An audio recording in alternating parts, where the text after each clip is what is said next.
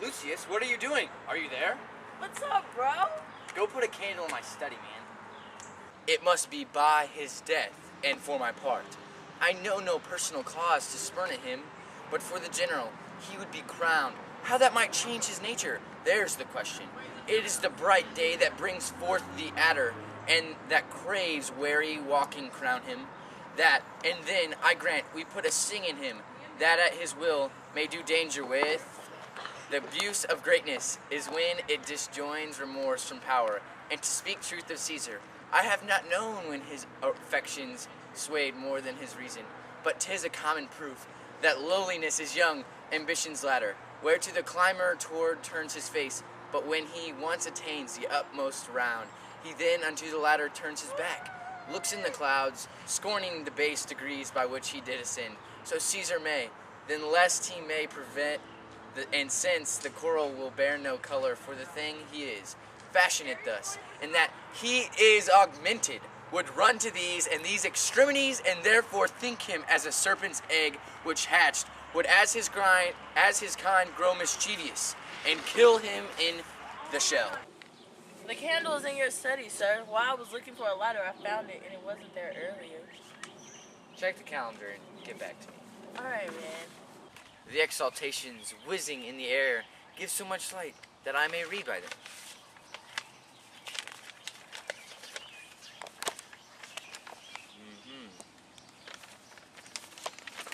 Brutus, thou sleepest awake, and by thyself shall roam and speak strike redress. Brutus, thou sleepest awake, such instigations have been dropped where I have took them up. Shall Rome, etc., thus must I piece it out? Shall Rome stand under the man's awe? What Rome? My ancestors did from the streets of Rome the Targan drive when he was called king. Speak, strike, redress! Am I entreated to speak and strike? Ah, Rome, I make thee promise, the redress will follow. Thou receivest thy full petition at the hand of Brutus. It is the Ides of March. Go get the door for me. I haven't slept since Cassius started talking that about Caesar. Sir, it's your brother-in-law Cassius. He wants to talk. Is he by himself? No, there are other people with him. Who are they? No, their faces are covered. Okay, well, let them come in. Well, well, well. It's the group that wants to take down Caesar. Are you guys, like, afraid to show your faces now? Jeez, so you're afraid at night? Where are you going to hide out during the day? Never mind, don't even bother trying to find a place to hide during the day. Hide behind smiles and friendliness, because if you showed your true face, there'd be nowhere to hide. I'm sorry, were we intruding at such an hour? Are we bothering you? I have insomnia. Who are you? Everyone here loves you, and each person is as respectable as you. This is Trebonius. This is Decius Brutus. Hey, bro. Hey, man. This is Casca. Hey. And this is Metellus JBake. Y'all welcome to my crib.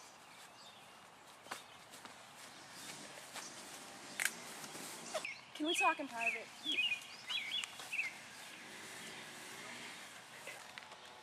Is the sun coming up on this side?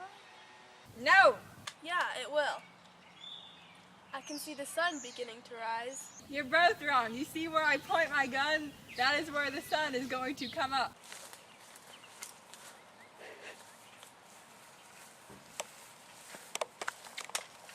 Everyone come shake my hand.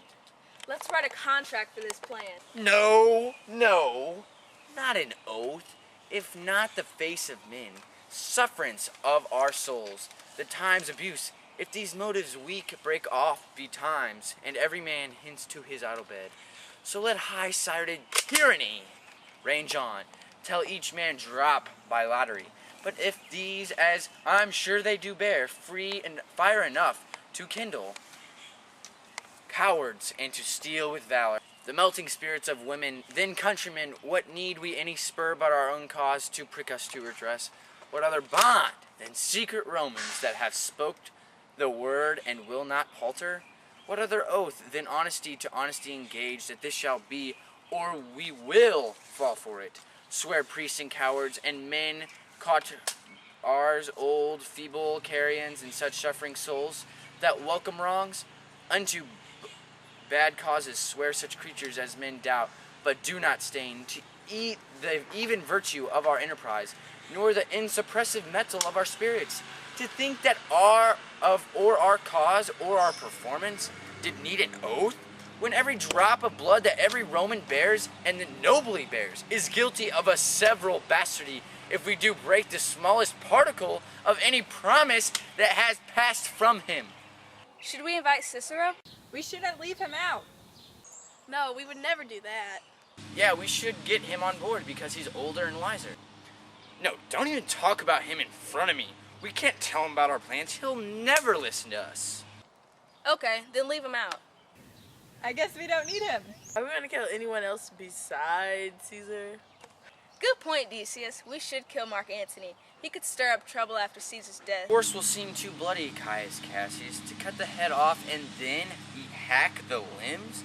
Like wrath and death and envy afterwards? For Antony is but a limb of Caesar. Let us be sacrificers, but not butchers. Caius, we all stand up against the spirit of Caesar. In the spirit of men, there is no blood. Ah, that we then could come by Caesar's spirit and not dismember Caesar. But alas, Caesar must bleed for it. Gentle friends, let us kill him boldly, but not wrathfully. Let's carve him as a dish, fit for the gods. Not hew him as a carcass fit for hounds, and let our hearts, as subtle as tears, do stir up their servants to act of rage, and after seem to chide them. This shall make our purpose necessary, and not envious, which so appearing to the common eyes, we shall be called purgers, not murderers. And for Mark Antony, think not of him, for he can do no more than Caesar's arm when Caesar's head is off. I'm still afraid of Mark Antony, because he's so obsessed with Caesar. I mean, he's practically his boyfriend. Come on, Cassius. Don't worry about him. If he even is managing to be upset about Caesar, I'd be surprised. Because he prefers those girls, if you know what I mean, and them clubs. There's nothing to fear, guys. We should let him live. He'll learn to laugh later.